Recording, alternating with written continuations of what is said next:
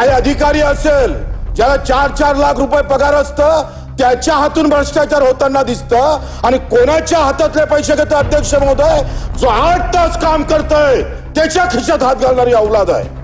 हे काँग्रेसमध्ये होतं आणि भाजपमध्ये तेच होतंय. बदललं काय तुम्ही? कुठे गेले तुमची मर्दांगी? आमची तुमच्याकडे आहे. किती लुटाचं तुम्ही?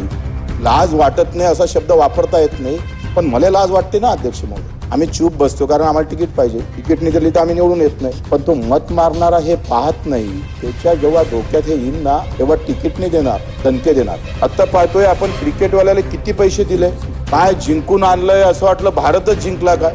भारतातली क्रिकेट टीम जिंकली, भारत कुठे जिंकलाय? पण तुम्ही तर असं दाखवलं का बस आता आपलं सगळं काही सोबत झालं. सगळ्या पक्षांना हा विचार केला पाहिजे का शेतात काम करणारा मजूर मार मार थकून काम करतं, त्याला हप्त्याचा एखादा बोनस तरी देतो का आपण? अध्यक्ष महोदय, त्या